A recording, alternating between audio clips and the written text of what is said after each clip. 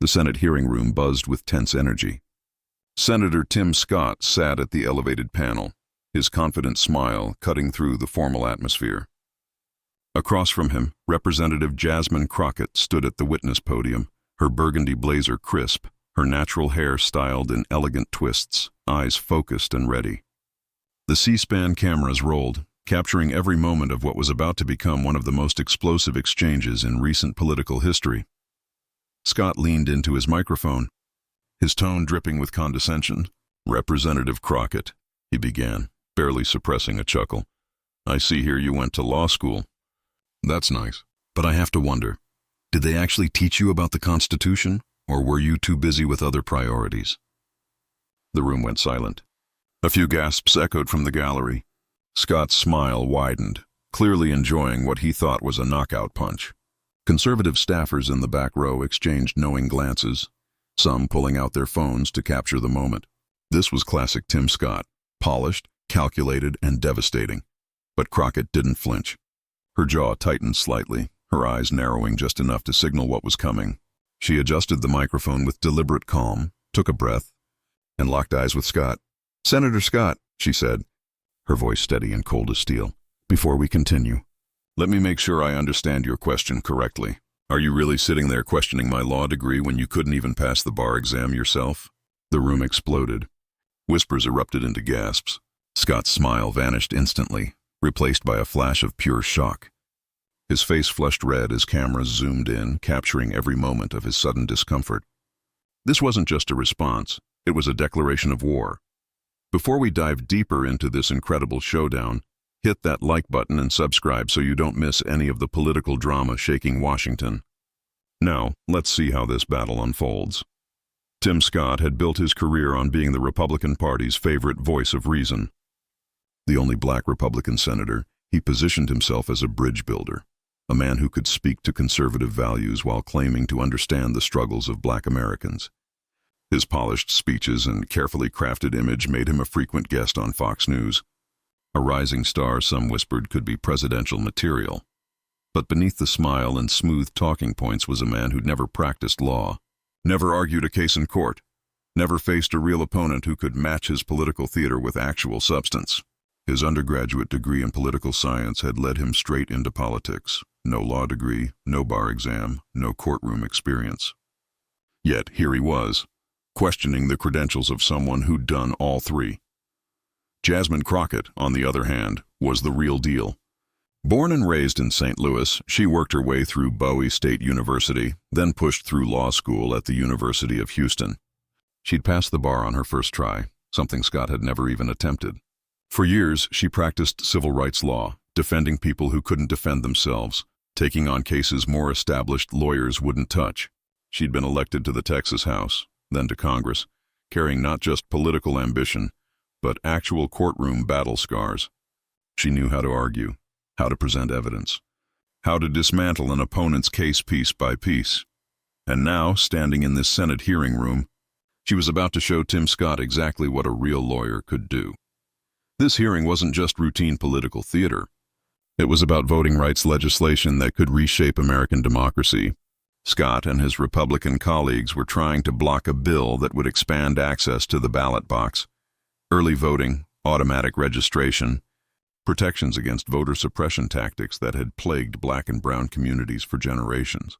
Crockett had been invited to testify as an expert witness, bringing not just her political position but her legal expertise and lived experience. The Republicans knew she was dangerous, articulate, prepared, and unafraid. That's why Scott decided to try to humiliate her early, to knock her off balance before she could present her testimony. But he'd made a critical miscalculation. He thought she was just another politician.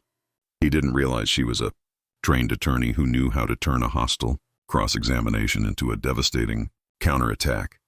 The clip of Scott's initial jab had already started circulating on social media. Conservative accounts celebrated it as another example of Scott destroying a Democrat. But they had no idea what was coming next. Scott tried to recover quickly. He sat up straighter, his smile returning, but lacking its earlier confidence. "Representative Crockett," he said, his voice now carrying a slight edge, "I think you're deflecting from the actual issue here." "Am I deflecting?" Crockett cut him off smoothly, her voice rising just enough to command the room. Or am I simply pointing out that you started this conversation by questioning my credentials when you have absolutely no standing to do so? She pulled out a folder from her briefcase, opening it deliberately, letting the tension build. The cameras captured every movement. Other senators on the panel leaned forward, suddenly alert. This wasn't going according to script. Let's talk about credentials, Senator, Crockett continued, her voice calm but lethal. I graduated from law school. I passed the bar exam on my first attempt. I practiced law for over a decade, specializing in civil rights cases. I've argued before state courts, federal courts, and appellate courts. She looked up from her notes, eyes boring into Scott. What's your legal experience again, Senator? Oh, that's right. You don't have any. You never went to law school. You never took the bar exam. You've never represented a single client in a court of law. The gallery erupted in murmurs. A few Democratic staffers couldn't suppress their reactions. Sharp intakes of breath, barely concealed smiles. Republican staffers scrambled on their phones, clearly trying to fact-check Crockett's claims in real time. Senator Ted Cruz, sitting next to Scott, leaned over to whisper something, but Scott waved him off, his jaw clenched. He was on his own now, and he knew it. Representative, I don't think. Scott attempted again. No, Senator, let me finish, Crockett said, her tone sharpening, because this is important. You stood here and tried to humiliate me by suggesting I don't understand the Constitution. But let me tell you what I understand. She held up a document. This is the Voting Rights Act of 1965. I've actually litigated cases under this law. I've defended clients whose voting rights were stripped away by the exact kind of legislation you're supporting today. I've stood in courtrooms and argued constitutional law while you were giving speeches at fundraisers. The room had gone from tense to electric. Every person present knew they were witnessing something historic. This wasn't just a political exchange. It was an execution, methodical and devastating. Scott's face had progressed from red to nearly purple. He gripped his pen so tightly his knuckles turned white. This is highly irregular, he sputtered. What's irregular? Crockett shot back. Is a senator who's never practiced law trying to lecture an actual attorney about legal credentials? What's irregular is you sitting there in judgment of my education when you wouldn't last 5 minutes in a real courtroom. Democratic Senator Raphael Warnock, trying to hide a smile, leaned into his microphone. I think the representative has made her point clear. Senator Scott, perhaps we should move on to the actual testimony. But Crockett wasn't finished, actually. Senator Warnock, I'd like to finish answering Senator Scott's question about my education because I think it's important that the American people understand exactly who's qualified to speak on these issues and who's just playing politics. She turned back to Scott, her voice dropping to a deadly calm. Senator, you asked if they taught me about the Constitution in law school. The answer is yes. They taught me all 3 articles. They taught me about the 14th Amendment's Equal Protection Clause. They taught me about the 15th Amendment's protection of voting rights. They taught me how to read Supreme Court precedent, how to analyze statutory language, how to construct a legal argument. She paused, letting each word land like a hammer blow. And most importantly, they taught me how to recognize when someone is completely out of their depth. Which, Senator, is exactly where you are right now. The gallery exploded. This time, the chair couldn't even call for order over the chaos. Twitter erupted simultaneously, with the exchange being clipped and shared thousands of times per minute. Jasmine Crockett and Donald Tim Scott both rocketed to the top of trending topics, with the clear consensus being that Scott had just been absolutely destroyed.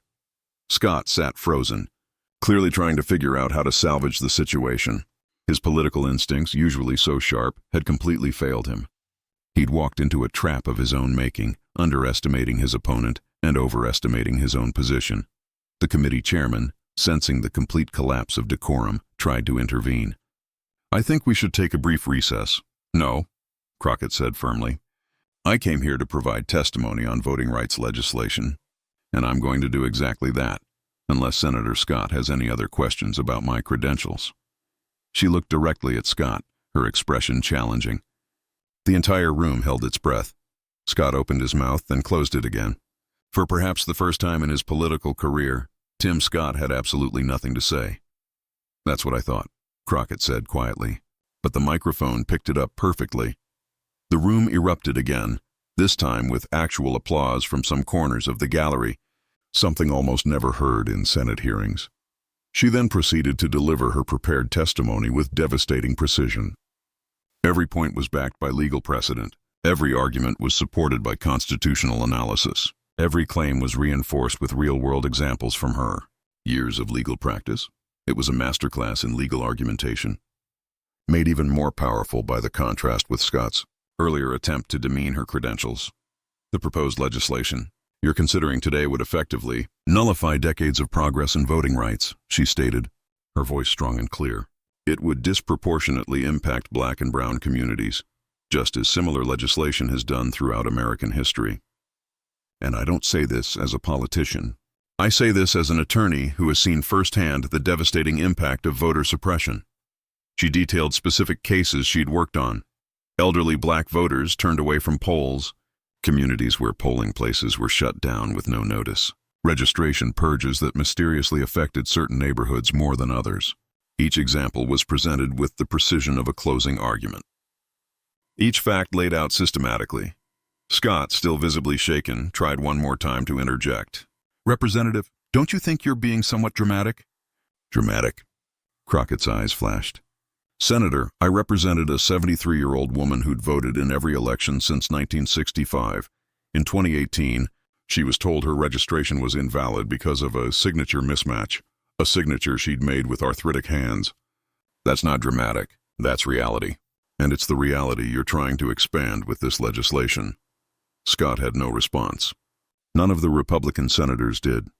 They'd expected an easy political win, a chance to score points against a freshman congresswoman. Instead, they'd unleashed a legal mind running circles around them. As Crockett concluded her testimony, the energy in the room had completely shifted. The Republican senators, who'd been lounging confidently at the start, now sat stiffly, avoiding eye contact. Democratic senators were barely containing their satisfaction, some taking notes as if to capture every moment of what had just transpired. Scott's usual post-hearing routine of talking to reporters was notably absent. He gathered his papers quickly and left through a side exit, dodging the press corps desperate for his reaction. His staffers scrambled to provide damage control, issuing vague statements about productive dialogue that fooled absolutely no one. Meanwhile, Crockett stood at the witness table, calmly packing her briefcase as reporters swarmed. She answered their questions with the same precision she'd displayed during the hearing, never gloating, never showboating, just presenting facts. "Senator Scott started this exchange by questioning my credentials," she told one reporter. "I simply responded with facts. If he felt embarrassed, perhaps he should reconsider his approach to serious policy discussions." It was the perfect response, measured, professional, and absolutely devastating. Within minutes, social media had erupted into absolute chaos. The video clip of Crockett's "You couldn't even pass the bar exam yourself" line went viral instantly, racking up millions of views across Twitter, Instagram, TikTok, and Facebook. Jasmine Crockett trended at #1 worldwide, with YouTuber Tim Scott following close behind. Though the tweets under Scott's hashtag were decidedly less flattering, memes flooded the internet. Scott's face photoshopped onto boxing ring defeats, game over screens, and courtroom disasters. One particularly viral tweet read, "Tim Scott tried to question a civil rights attorney's credentials and got absolutely destroyed.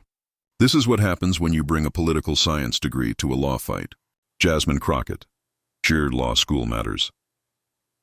Legal Twitter, always a brutal crowd, was particularly merciless. Verified accounts from law professors, practicing attorneys, and legal analysts all weighed in, most celebrating Crockett's performance as a textbook example of how to handle a bad faith attack with precision, facts, and complete command of expertise. "As someone who teaches trial advocacy, I'm showing this clip to my students," one Yale law professor tweeted. "This is how you respond to bad faith attacks with precision, facts, and complete command of your expertise." Conservative outlets tried to spin the exchange, some claiming Scott was ambushed or that Crockett was disrespectful.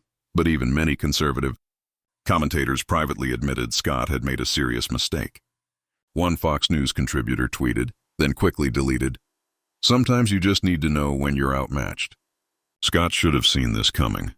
Major news outlets couldn't ignore the story. CNN, MSNBC, and even some conservative networks ran segments analyzing the exchange. Legal analysts were brought in to break down exactly why Crockett's response was so effective. This wasn't just a political clapback, noted one MSNBC legal analyst. This was a trained attorney using courtroom skills in a political arena. She didn't just defend herself, she completely dismantled his credibility to even ask the question. The Washington Post ran a detailed piece titled, "When Legal Expertise Meets Political Theater: How Jasmine Crockett Turned the Tables on Tim Scott." The New York Times focused on the broader implications. Scott's stumble highlights Republican vulnerability on voting rights. The Atlantic weighed in with a long-form analysis. The new generation of black women politicians, unafraid and unmatched. The article positioned Crockett alongside rising stars like Stacey Abrams and Ayanna Pressley, arguing that this new generation combined legal expertise, lived experience, and political savvy in ways traditional politicians couldn't match. The fallout extended far beyond social media and news coverage. For Tim Scott, the damage was immediate and severe. His carefully cultivated image as a thoughtful conservative voice was shattered. Donors started asking questions. Fellow Republicans quietly distanced themselves. His presidential ambitions, which had been quietly building, took a massive hit. "This is what happens when you underestimate your opponent," one Republican strategist told Politico on Background. Scott thought he could score easy points. Instead, he made himself look foolish and gave Democrats their best moment in months. For Jasmine Crockett, the exchange became a launching pad. Donations flooded into her campaign. Progressive organizations that had been lukewarm suddenly wanted her at their events. National Democratic leadership took notice, with some already floating her name for higher office. More importantly, the exchange shifted the entire conversation around voting rights. Instead of Republicans controlling the narrative with claims about election security, Democrats now had a powerful advocate who could articulate the real-world impact of voter suppression with the authority of someone who'd fought it in court. Within weeks, Democratic leadership brought Crockett into key strategy meetings. Her legal expertise and newfound national profile made her an invaluable voice in crafting both the messaging and substance of voting rights proposals. This moment revealed something deeper about American politics. It showed what happens when preparation meets opportunity, when expertise confronts empty rhetoric, when someone refuses to be diminished by bad faith attacks. For black women in politics, who face constant questions about their credentials, their tone, their right to even be in the room, Crockett's response was more than a clever comeback. It was a blueprint for how to handle dismissal with facts, confidence, and the kind of preparation that leaves your opponent with nowhere to hide. Legal experts noted that Crockett's approach could reshape how attorneys engage in political fights. Instead of playing by traditional political rules, where talking points and sound bites reigned supreme, she used courtroom tactics, precise language, systematic dismantling of arguments, and an unwavering focus on facts. What we saw in that hearing room is the future of political debate. One Georgetown law professor argued in an op-ed, "As more attorneys enter politics, we're going to see more exchanges like this, where substance trumps style, where expertise matters, where you can't just smile and talk your way out of being wrong." In the days following the hearing, Tim Scott tried to regain his footing. He appeared on Fox News, attempting to reframe the exchange as a passionate debate about voting rights. But the host, clearly having watched the viral clips, pressed him on why he'd questioned Crockett's credentials in the first place. "Look, I have tremendous respect for anyone who serves in Congress," Scott said, his usual smoothness notably absent. "But we can disagree on policy without, the important thing is," he couldn't finish the thought. The confident, articulate Tim Scott who'd entered that hearing room seemed to have disappeared, replaced by someone who'd learned a hard lesson about underestimating opponents. Some Republican allies suggested. Scott challenged Crockett to a formal debate to set the record straight, but Scott's team quietly killed those ideas. They knew what everyone else knew. He couldn't win that fight, not against someone who'd spent years arguing in actual courtrooms. So what does this mean for the future? For Jasmine Crockett, the possibilities seem endless. She's proven she can hold her own against seasoned politicians. She's demonstrated legal expertise few in Congress can match. and she's shown she's unafraid to fight back when attacked. Democratic strategists are already discussing her potential Senate run, Attorney General bid, or perhaps even higher office down the line. Whatever comes next, one thing is clear. Jasmine Crockett is no longer just a freshman congresswoman. She's a force to be reckoned with. For Tim Scott, the path forward is less certain. His presidential ambitions have taken a serious hit. His credibility on legal and constitutional issues has been questioned. And every future opponent now knows they can cite this exchange as evidence that Scott's carefully crafted persona can crumble under real pressure. But perhaps most significantly, this exchange has changed the conversation around expertise in politics. It's shown that legal training matters, preparation beats, personality voters are hungry for substance over style. The voting rights legislation that prompted this hearing is still being debated, but now every discussion includes references to Crockett's testimony, her legal arguments, and the real-world examples she provided. Scott's attempt to dismiss her credentials backfired so spectacularly that he actually amplified her message. This exchange offers several crucial lessons. Never underestimate your opponent. Scott assumed he could easily dismiss Crockett, and that assumption destroyed him. Preparation beats personality. Crockett's years of legal training gave her tools no amount of political polish could match. Facts matter. In an era of sound bites, Crockett's precise, factual responses cut through the noise. Know when you're outmatched. Scott's mistake wasn't just the initial attack, it was continuing to engage when he was clearly losing. Expertise is power. Crockett's legal background gave her credibility that political talking points never could. Months from now, when people look back at pivotal moments in the voting rights debate, this exchange will be remembered, not just as a viral moment or a political embarrassment, but as the moment when substantive expertise reasserted itself in American political discourse. Will be studied in law schools as an example of how legal training translates to other arenas. It will be shown in political science classes as a case study in how not to engage an opponent. And it will be remembered by young people, especially young women of color, as proof that preparation, expertise, and courage can overcome attempts at intimidation. Tim Scott walked into that hearing room thinking he could score easy political points. He walked out having learned a painful lesson about the difference between political theater and actual expertise, and America watched Jasmine Crockett demonstrate that sometimes the best response to condescension isn't anger, it's precision.